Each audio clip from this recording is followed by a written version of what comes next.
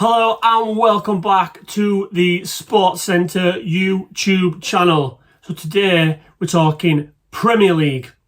It's the last game of the season. Sad face. Sad face.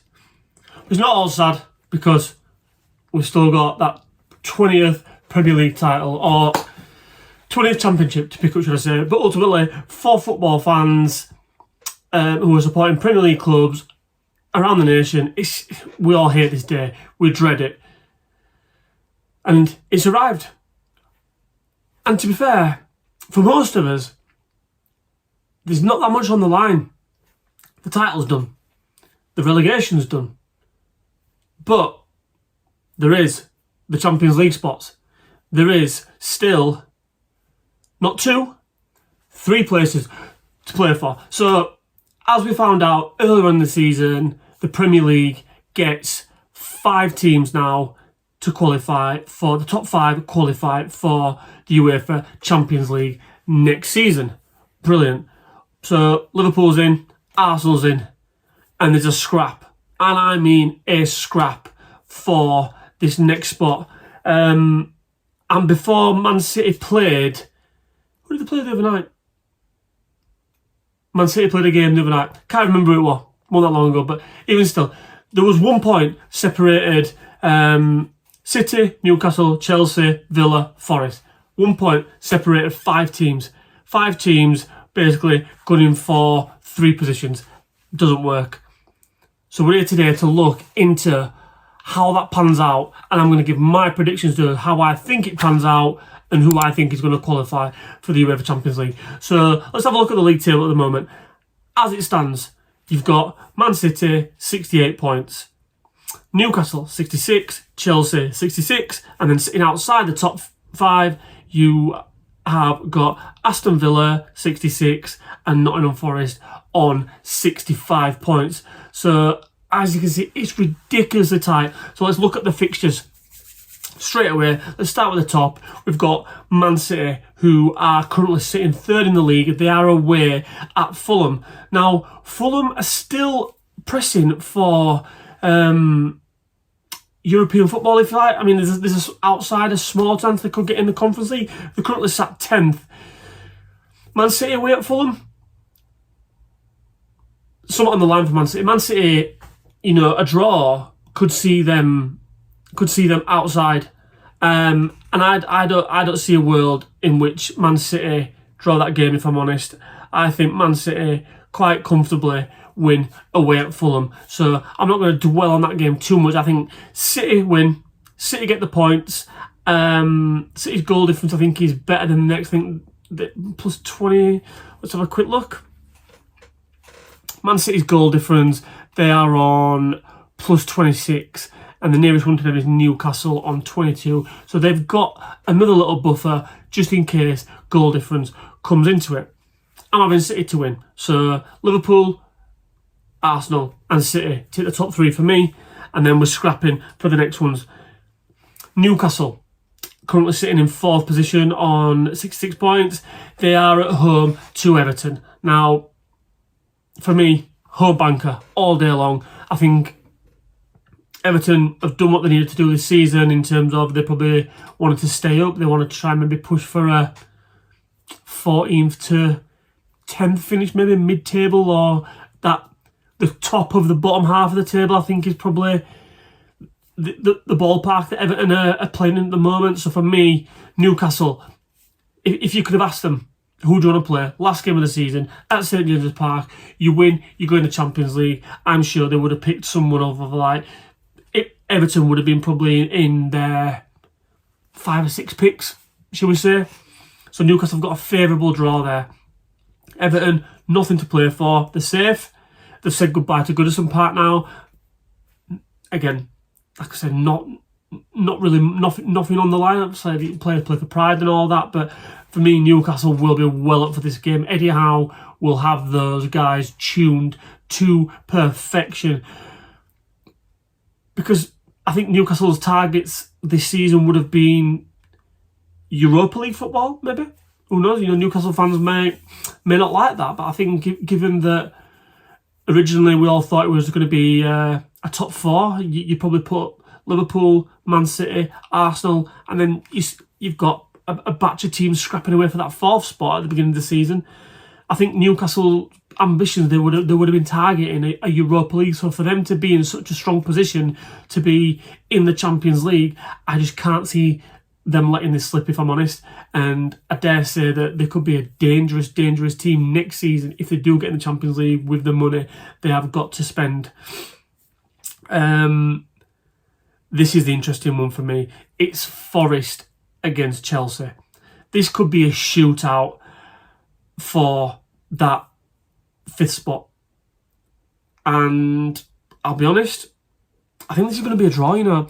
I think both teams, it'll be a cagey affair. And I think for those who watched the Europa League final, you know, both teams were a little bit scared to kind of really press in case they kind of left the door open at the back.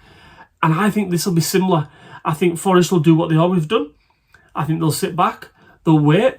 You know, they'll wait for the opposition, obviously Chelsea, to come forward to try and play, and they'll look to counter-attack them with the pace that they've got down the flanks. I honestly think it'll be a really cagey affair, and I can see this one playing out in a draw. But ultimately, if either a team, win and you're in, that's basically it. Forest win, they're in the Champions League. If Chelsea win, they're in the Champions League. It's that simple. So I'll be interested to see how this game pans out. I won't be able to watch it because I'll be going to the Liverpool game myself. But I would love to be watching this game on Sunday because this is the one for me. And then the other fixture, which is going to throw a spanner in that work, someone's going to have something to say, is Aston Villa. You know, Aston Villa are still kicking about there, and I'm not going to depth with Villa, but Villa need this. And what I mean by that is Villa have spent a fair bit of money. And I was listening to, I think it was the fan debate, you know, the overlap fan debate. And there was someone on there that basically saying the Villa have been able to spend the money they have because the Jack Grealish money has kind of still been drip feeding into the club. That's gone now. Apparently that's done. Villa have been paid in full now for Jack Grealish. So in terms of like big pots of money for players coming into the club, there isn't much there. I don't know what the John Duran deal was kind of framed like. I don't know the framework around that.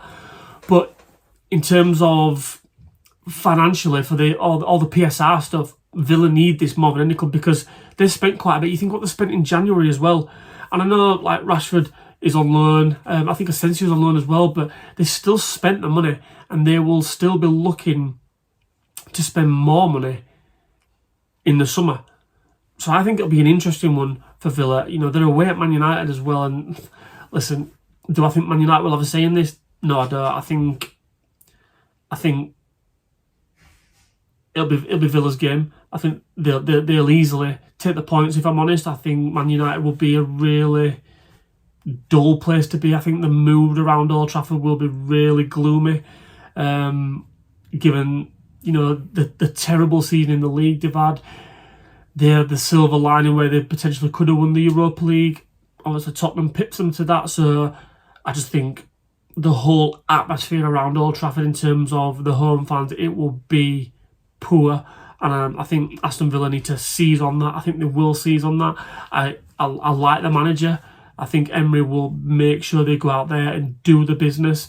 But unfortunately for Villa, other teams have it in their own hands. Villa are relying on other teams around them either slipping up and dropping points, and that's why I think it'll be interesting what happens with the Chelsea and Forest game, because if Chelsea and Forest, I think Man City win, Newcastle win, they go in the Champions League next season. So there's that one place left. You got Chelsea and Forest. Chelsea on 66, Forest on 65. If them two draw and Villa win, Villa sneak in there, and it'll be a shame really because Forest have had a ridiculous season, but ultimately they wouldn't have budgeted for Champions League football. I dare say they wouldn't have even budgeted for European football next season. So for Forest to get any kind of European football, whether it be Europa League or Champions League, I think is a massive win for Forest. Big plus. They'll be able to attract better players.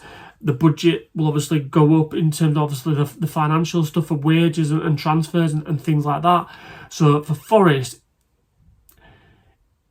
the fans will feel bad, or they'll not feel bad. They'll feel gutted if they don't get it, because they've been up there all the time. They've always been knocking on the door of the top four, but they've just kind of petered away a little bit, and it'd be a shame. But if you was a Nottingham Forest fan and you said there's a chance that you're going to get Europa League football next season, you'd have been like, absolutely, take it all day long. So I think when the dust settles for Forest, whatever happens, they will be happy.